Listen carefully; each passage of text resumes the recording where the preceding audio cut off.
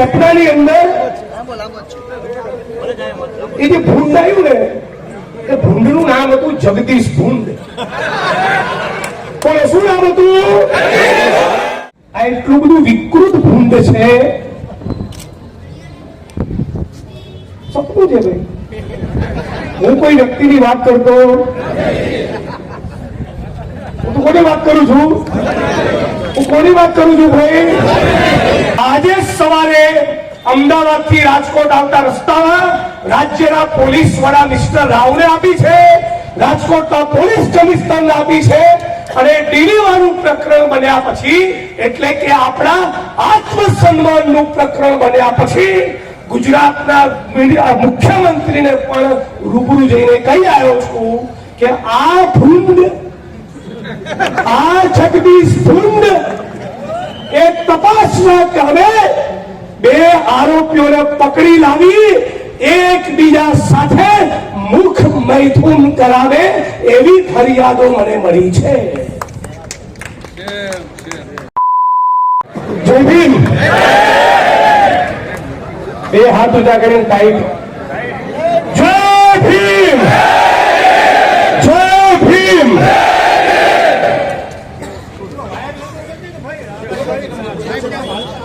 આજે સવારે મને એક સપનું આવ્યું અને મેં સપનામાં એક સુવર જોયું.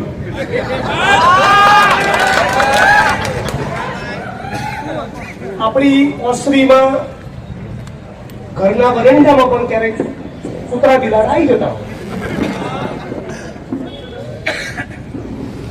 સુવરને જોયું, મેં પૂછ્યું શું નામ હતું? તો કે જગદીશ. જા તોડી લે, આવું તોડી લે.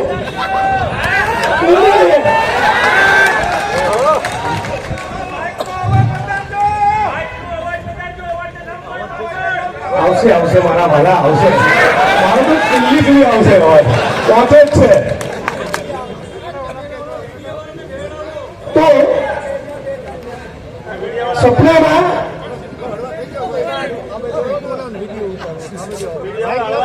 સપનાની અંદર એ જે ભૂંડ આવ્યું ને એ ભૂંડનું નામ હતું જગદીશ ભૂંડ. પણ શું નામ હતું? બોલો શું નામ હતું? બોલો શું નામ હતું? મેં કીધું ને ભૂંડ, તું શું ધંધા કરે છે? એટલે બીજું ભૂંડ બોલ્યું કે ભાઈ આ એટલું બધું વિકૃત ભૂંડ છે. સપનું છે ભાઈ. હું કોઈ વ્યક્તિની વાત કરતો,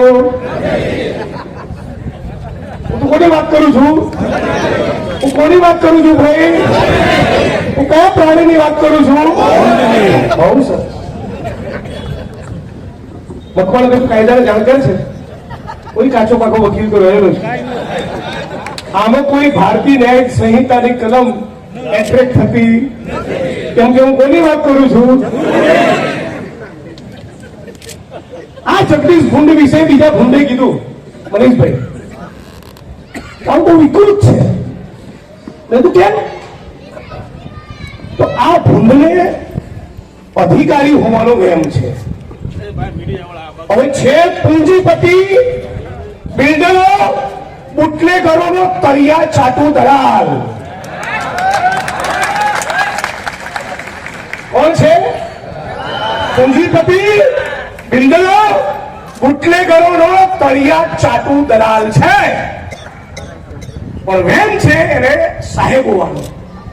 અને કેવી વિકૃત હરકત કરે છે? મને મળેલી માહિતી પ્રમાણે, અને હવે જે તમને માહિતી આપું છું એ માહિતી જિંદગીનો પહેલો ફોન કરી ગુજરાતના ગૃહમંત્રી હર્ષ સંઘવીને આપી છે. હવે તમને જે માહિતી આપવાનો છું એ માહિતી રૂબરૂ ગુજરાતની વિધાનસભાના અધ્યક્ષ માનનીય શંકરભાઈ ચૌધરીને આપી છે. હવે જે તમને માહિતી આપવાનો છું એ માહિતી આજે સવારે અમદાવાદથી રાજકોટ આવતા રસ્તામાં રાજ્યના પોલીસ વડા મિસ્ટર રાવને આપી છે, રાજકોટના પોલીસ કમિશનરને આપી છે. અને ડીડીવાનું પ્રકરણ બન્યા પછી, એટલે કે આપણા આત્મસન્માનનું પ્રકરણ બન્યા પછી ગુજરાતના મુખ્યમંત્રીને પણ રૂબરૂ જઈને કહી આવ્યો છું કે આ ભૂંડ, આ જગદીશ ભૂંડ એ તપાસના કામે બે આરોપીઓને પકડી લાવી એકબીજા સાથે મુખ મૈથુન કરાવે એવી ફરિયાદો મને મળી છે.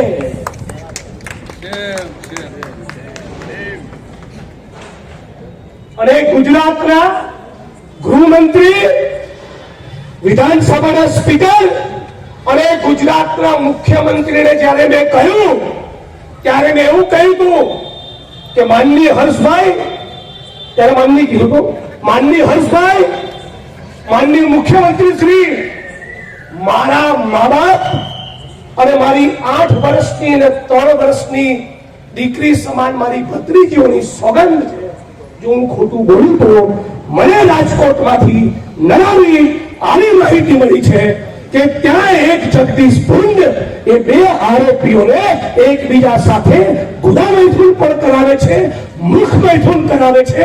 અને કુસ્સી ટોકના એક આરોપીનો પગ તોડી નાખ્યો અને એક આરોપીની કિડની પણ ફેલ કરી નાખી છે.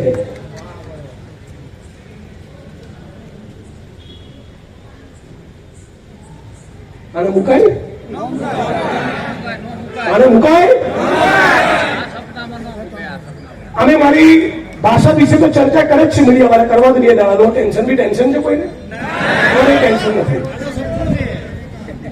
અમને આના વગર કરંટ નહીં આવે, મને આવડે જ આવડે, જો ડીલ કરતા આવડી ગયું છે. આપણે એક જ માંગણી કરવાની છે કે આ જગદીશિયાની સામે ફોજદારી ગુનો દાખલ થવો જોઈએ. ટ્રાન્સફર નહીં, પર્યાપ્ત નથી. ટ્રાન્સફર, સસ્પેન્શન પણ પર્યાપ્ત નથી. એને ફોજદારી ગુનો દાખલ થાય, એના રિમાન્ડ માંગવામાં આવે અને જે જગ્યાએ ચરબી કુદાડી છે એ જ જગ્યાએ રિમાન્ડના કામે લાવવામાં આવે, ત્યારે આ તરણી થશે.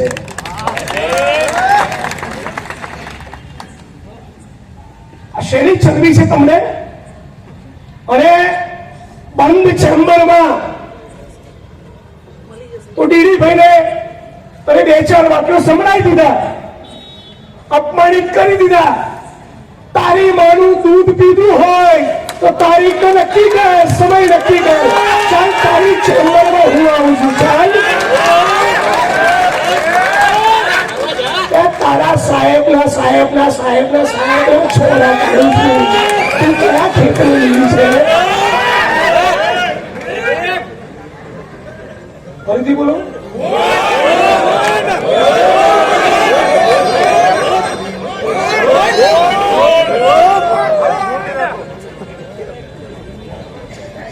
કેવી બળતરા થતી હતી મારાથી આ લોકોને. મને આસામ લઈ ગયા ને, એને એસપી ને કીધું હતું નેતા હોય, બીજા પ્રદેશમાંથી આવ્યા હોય તો થોડીક આવભગત કરે. અમને તો સાચું પાછળ મેં કીધું તો તમારી આ આવભગતની મને જરૂર નથી. કરોડ રજ્જુ ખાલી એટલી મજબૂત રાખવી પડે તો મને ગમત. છેડતીની ફરિયાદ નથી કરવાની. રાષ્ટ્રદ્રોહની કરી હોત, યુએપીએની કલમ લગાડી હોત તો લાગે કે મારા ટક્કરની તમે કલમ લગાડી, છેડતીની લગાડી. આ લોકોની આ જ ઓકાત છે. આના સિવાય કોઈ ઓકાત નથી. બધા નેતાઓને અને ઓફિસનો બહુ કરીબથી જોઈ લીધા, બહુ નજીકથી. આટલું બધી ચરબી, આટલું બધો ફાટવા એ જનતા ઉપર કરે છે, લડનારા માણસો ઉપર આટલો પાવર કરે છે. તમે જોયો કોઈને કે કોઈ ઉદ્યોગપતિને જેલના સળિયા પાછળ મોકલે છે? તારા બહુ પાણી તો કર હેડ. રાજકોટ શહેરના કોઈ ટોપના કવિ ભગત જમીન માફિયા બિલ્ડરની અંદર નાખ તો ખબર પડે. તું બહુ પાણીવાળો હોય અને બરાબર તારી મારે ધાવણ થયું હોય, સત્તાધારી પાર્ટીના એક એમપી એમએલએ મંત્રી હવે કરને ફાયા અને મારી પાર્ટી વાળો કોઈ હોય તેને પાડી દે તો હું તને સેલ્યુટ કરીશ. તારામાં પાણી નથી.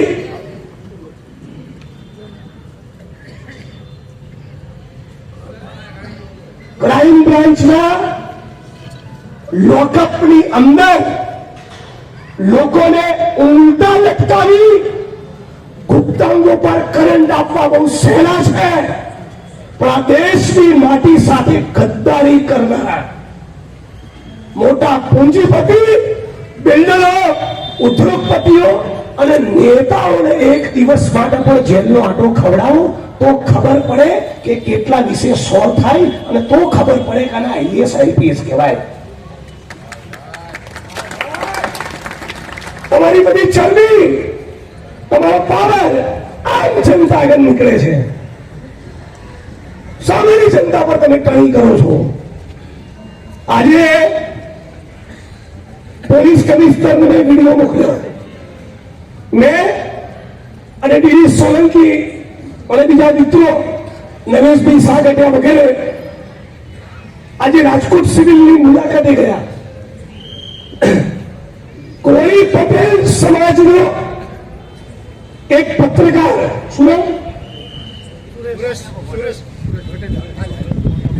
કોળી પટેલ સમાજના પત્રકાર સુરેશભાઈ એમનો વિડીયો લીધો છે મેં, અને એમણે શું કીધું? એમણે એવું કીધું કે કોઈક બિલ્ડરના ઈશારે મારી ઉપર 151 કરી ડીસીપી જગદીશ પાંગરવાએ 4 કલાક ઉલટો લટકાવી મને ગુપ્તાંગો ઉપર દંડા માર્યા અને મારા ખુદા ભાગમાં સંદાસ કરવાની જગ્યાએ પિચકારી મારી અંદર પેટ્રોલ ઘુસાડવાની કોશિશ કરી. આનો પત્તો સદા સદા કાળ માટે ઉતરી જવો જોઈએ, સદા કાળ માટે.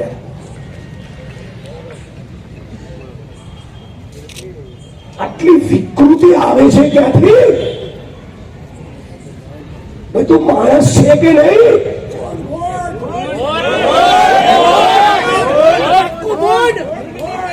હવે માનનીય મુખ્યમંત્રીને, માનનીય ગૃહમંત્રીને, રાજ્યના પોલીસ વડાને અને રાજકોટ શહેરના કમિશનરને આ જ શબ્દોમાં મેં કીધું છે.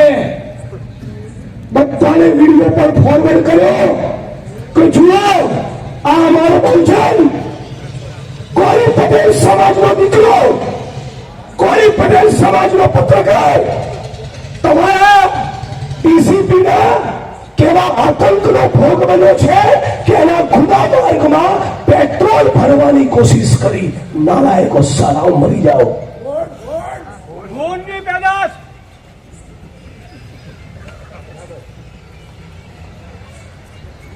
એટલે વાત ફક્ત ડીડી સોલંકીની નથી, વાત આવી જેટલી પણ ઘટનાઓ બની એ તમામનો સાથે મળીને ન્યાય લેવાનો છે. ઉનાકાંડની ઘટનાને આજે બરાબર 10 વર્ષ થયા.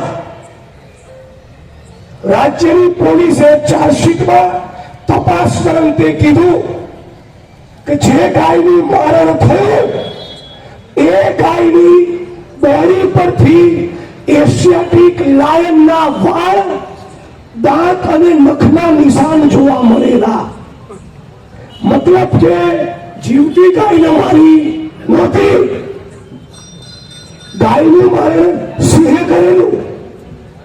અને વસરામભાઈ, રમેશભાઈ, એમના પિતા બાલુ કાકા અને તમામે તમામ ભોગ બનનારા લોકોએ જેટલા પણ આરોપી હતા બધાની સામે જડબે સલાક જુબાની આપી અને છતાં 42 માંથી 5 ને સજા અને બાકીના 36 ને છોડી દીધા. તો આપણે પીડિત પરિવારો વતી હાઈકોર્ટમાં જવાના, પણ માગણી સરકારની સમક્ષ એ મૂકવી છે અને એ માગણી બરાબર આટલા વાગે ગઈકાલે સ્ટેટ મોનિટરિંગની મીટિંગ હતી માનનીય મુખ્યમંત્રીની અધ્યક્ષતામાં. ત્યાં બધાની વચ્ચે મેં કીધું છે કે તમે અપીલમાં જાઓ, સરકાર આ ચુકાદાને હાઈકોર્ટમાં પડકારે, અમે તો પડકારીશું જ. અને ગુજરાત હાઈકોર્ટના જે બેસ્ટ ક્રિમિનલ લોયર હોય એ પીડિત પરિવારો માટે તમે હાયર કરો અને રાજ્યની સરકાર એની ફી ચૂકવે. અને 1 વર્ષની અંદર થાનગઢ દલિત હત્યાકાંડનો કેસની ટ્રાયલ પણ પૂરી થવી જોઈએ. લાંબુ નથી કહેતો, એક જ વાત કહું છું. હું ધારાસભ્ય બન્યો એ દિવસે જ ભૂલી ગયો તો ધારાસભ્ય છું. એ દિવસે જ હું આજીવન આંદોલનકારી છું. અને બહુ દુઃખ સાથે કહેવું પડે છે કે અનામતની સીટ પરથી ચૂંટાયેલા બીજા ધારાસભ્યોના મત વિસ્તારમાં જઈ મારે ફાયદો કરાવવી પડે છે એમની વિધાનસભાઓમાં. એટલે આમને પણ જરા ટંટોળો, દરેક રાજકીય પક્ષવાળાને, મારી પાર્ટી વાળા હોય તો લપેટો, નો ટેન્શન. જાહેર વાત બોલું છું, જીરો ટેન્શન. પણ નક્કી કરો કે ડીડી સોલંકી સાથે અને રાજકોટના, સૌરાષ્ટ્રના દલિત અગ્રણીઓ, યુવાનો, કર્મશીલો સાથે જે બદતમીજી આ બાંગરવાએ કરી એની ઉપર એફઆઈઆર ના થાય ત્યાં સુધી એને મૂકવાનો થતો નથી. અને એના માટે મારી વાણીની વિરામ આપતા પહેલા મારો પ્રસ્તાવ બહુ 14 એપ્રિલ ઉજવવાના શોખ છે. આવું જેને કીધું એને પરચો 14 એપ્રિલે જ પૂરવો જોઈએ. આખું સૌરાષ્ટ્ર, અમદાવાદના મનીષભાઈ આપણા કાર્યક્રમ કેન્સલ. આખું સૌરાષ્ટ્ર સવારે 10:30 સુધી ઉજવણી કરી, સેલિબ્રેશન કરી, પુષ્પમાળા બાબા સાહેબને પહેરાવીને પહોંચો 4 ના ટકોરે રાજકોટ પોલીસ કમિશનરની કચેરીએ. અને એક જ